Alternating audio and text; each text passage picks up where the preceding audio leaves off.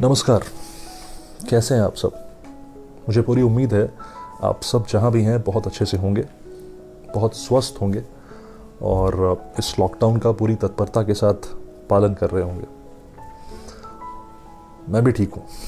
पिछले 3-4 दिन थोड़े मुश्किल गुजरे क्योंकि दो बहुत ही बेशकीमती सितारे हमारी फिल्म जगत के हमने गंवा दिए और उनमें से भी इरफान तो मानो ऐसा लगा यार कि अपने घर का कोई बंदा चला गया।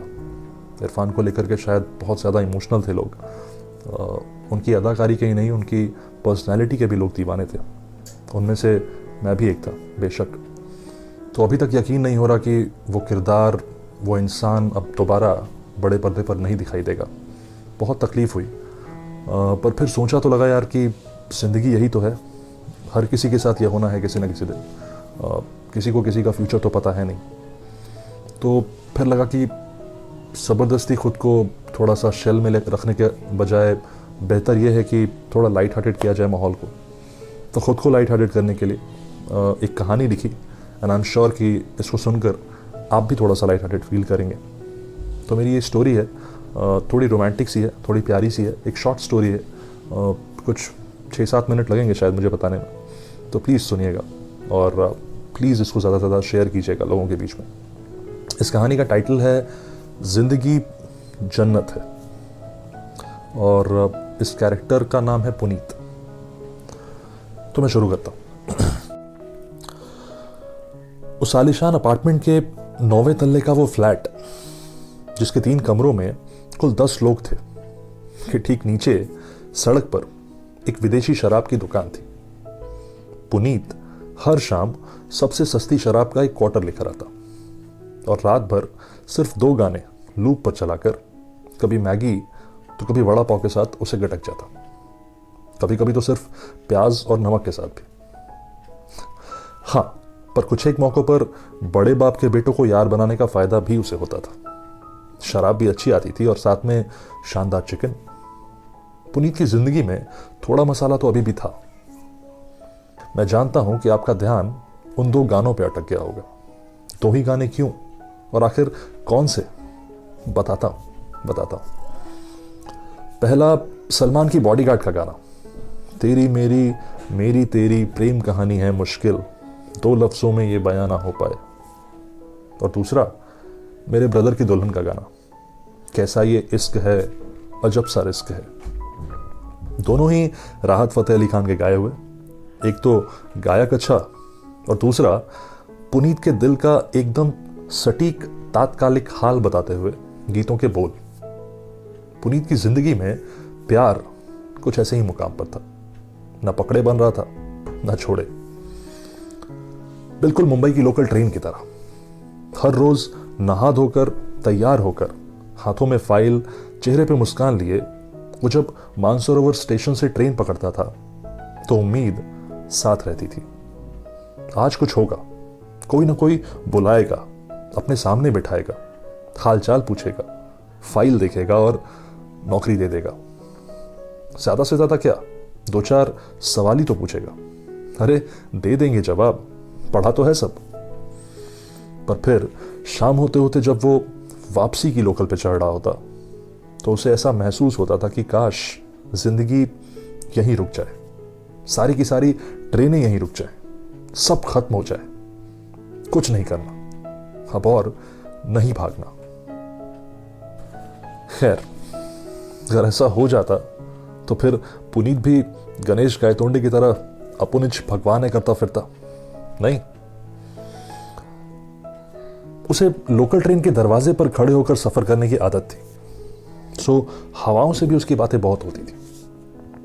और फिर एक दिन मानखुर्द और वाशी के बीच के उस पुल पे जिसके नीचे अरब सागर बहता है, हवा ने हर दिन की उसकी उदासी, उसकी नाउमीदी देखकर उसके कानों में आकर कहा, सुनो, सबसे आसान तरीका है मेरे पास, हर झंझट, हर मोह माया से एक पल में छुटकारा। आंखें बंद करो और कूद जाओ। एक पल को तो पुनीत घबराया। उसे यकीन ही नहीं हुआ कि खुद हवा भी अब उसका साथ छोड़ने को कह रही है। गलती दरअसल पुनीत की ही थी। उसने कभी भी हवाओं से खुश होकर बात की ही नहीं। उसकी उदासी ने ही शायद हवा को भी उदास कर दिया था। अब तक की अपनी पूरी कहानी, अपनी जिंदगी की पूरी स्टोरी उसे अपनी आंखों के आगे रिवाइंड होने लगी। फिर उसे लगा कि शायद हवा ठीक ही कह रही है। सबको तो खत्म नहीं कर सकता, सब कुछ तो नहीं रोक सकता, पर खुद को तो खत्म कर सकता हूं। उसने आंखें बंद की, पहला हाथ उस सहारा लिए हुए डंडे से हटाया और दायां पैर आगे निकाला ही था कि तभी अचानक उसके जेब में फोन की घंटी बजी। उसने निकाल कर देखा तो निशा का फोन था। मौत अपने दोनों हाथ फैलाए उसे लपकने के लिए तैयार खड़ी थी कि जिंदगी ने रोक लिया। पैर पीछे आया, हाथों ने फिर से डंडे का सहारा लिया और पुनीत ने फोन उठाया। हेलो, हाँ निशा बोलो। हेलो हेलो, अरे यार मैं ट्रेन में हूं और वो भी समंदर के ऊपर, मानखुद और वाशी के बीच। नेटवर्क अच्छा नहीं है, शायद तुम्हारी आवाज नहीं आ रही। Hello hello. फोन कट गया। पूरे 20 दिन बाद निशा का फोन आया था। इंतजार 20 दिन 2400 घंटे किया था पुनीत ने। तो जहां इतना इंतजार उसने किया, अब तो मौत भी थोड़ा और रुक ही सकती थी। हालांकि मैं एज अ स्टोरी टेलर आपको ज्यादा इमोशनल करने के लिए यहां पे निशा की जगह मां का फोन भी सुना सकता था। अमूमन ऐसे मौकों पर मां का ही फोन आता है। कहानी शायद थोड़ा ज्यादा रुलाती, पर मुझे लगता है यार मां का इस्तेमाल बहुत कर चुके सब अपनी कहानियों में। जहां कहीं भी थोड़ा माहौल बनाना होता है, बस मां घुसेड़ दो। तो जैसे ही ट्रेन पुल पार करके वाशी स्टेशन पर रुकी, पुनीत ने झट से निशा को फोन लगाया, बिना उसके वापस फोन करने का इंतजार किए। उसे पता था कि ये सख्त लौंडा बनने का वक्त कतई नहीं था। निशा ने एक बार में फोन उठा लिया।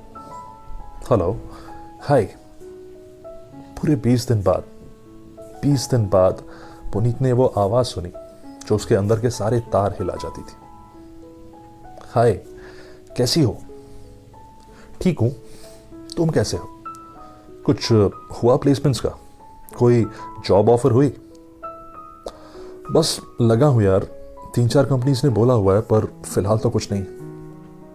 हवा के अलावा पुनीत की उदासी अक्सर सिर्फ निशा के सामने निकलती थी। माँ पापा से ऐसे बातें करना उनको काफी परेशान कर सकता था। और दोस्तों के सामने आप उदास हो ही कैसे सकते हो? उनका जवाब तो बस वही, अबे लोड मत ले, चल दारू पीते। कोई बात नहीं, हो जाएगा, परेशान मत हो। अरे तुम सॉलिड हो यार, तुमको कौन सा बंदा, कौन ही कंपनी ना बोलेगी। बस एक अपॉर्चुनिटी मिलने की देर है, टाइम की बात है। निशा ने पुनीत को मोटिवेट करते हुए कहा। यह सब सुने भी पुनीत को दरअसल एक जमाना ही हो गया था। और वैसे भी कितना ही मॉडेस्ट बन ले कोई, आप, मैं, पर यार अपनी तारीफ सुनना तो फिर भी अच्छा लगता ही है। और वो भी तब जब महीनों से किसी ने ना की हो। खुद पर से जब भरोसा उठने लगता है ना, तभी इंसान वो कदम उठाता है जो आज पुनीत उठाते उठाते रह गया था। पर वो खुश था कि आखिर में अगर कुछ उठाया तो सिर्फ फोन। थैंक्स निशा कहूं या फिर थैंक गॉड। थैंक्स यार, हमेशा की तरह फिर से मेरा कॉन्फिडेंस बढ़ाने के लिए। और बताओ, आज अचानक कैसे याद कर लिया? खुद ही तो झगड़ कर गई थी, क्या हो गया? कुछ नहीं, बस तुम्हारी याद आई तो अपने आप लग गया फोन, निशा ने कहा।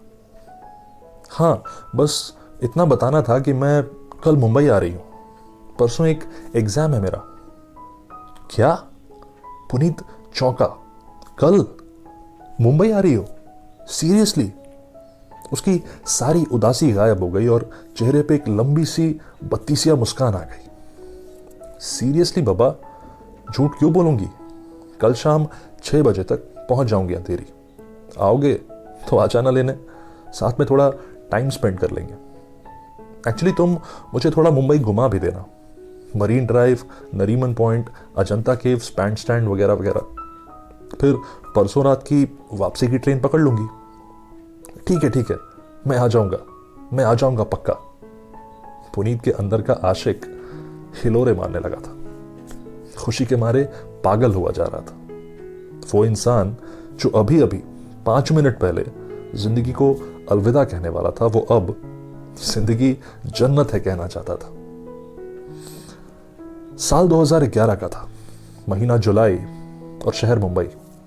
सो बारिश का अंदाजा आप खुद ब खुद लगा लो। पुनीत को सूरज तब ना तो आसमान में दिखाई देता था, ना उसकी खुद की जिंदगी में। अंधेरे से उसकी कुछ ऐसी दोस्ती हो गई थी कि पॉप हटने से ठीक पहले उसे नींद आती थी, और जब खुलती तो फिर से शाम हो चुकी होती थी। मुंबई की उस अंधेरी से तो उसका एक अलग सा रिश्ता बन गया था। ज्यादातर कंपनी के ऑफिस वहीं थे। हर सुबह उम्मीद देने वाली और शाम होते होते उसे अपनी नाकामयाबी का एहसास कराने वाली ये अंधेरी एक दिन इस तरह से पिया मिलन चौक बनकर उसके जीवन में उजाला कर जाएगी, उसने कभी नहीं सोचा था। अब नौकरी किसको चाहिए थी? अब तो उसे अगली सुबह का इंतजार था। 4 दिन की चांदनी मानकर जिंदगी जीने वाले लोगों को भला क्या पता कि पुनीत के लिए ये महज 2 दिन की थी। उसने अपने अंदर खुद से कहा कि जिंदगी वाकई जन्नत है भाई। तो प्लीज़ इस कहानी को ज़्यादा से ज़्यादा लोगों तक पहुंचाइए, शेयर कीजिए, हमारे चैनल को सब्सक्राइब कीजिए for more such kind of stories. अगर आपको ये पसंद आई तो हम आगे और भी ऐसी कहानियाँ लाते रहेंगे। Please share it, like it, comment whatever you can. Thank you very much. Bye.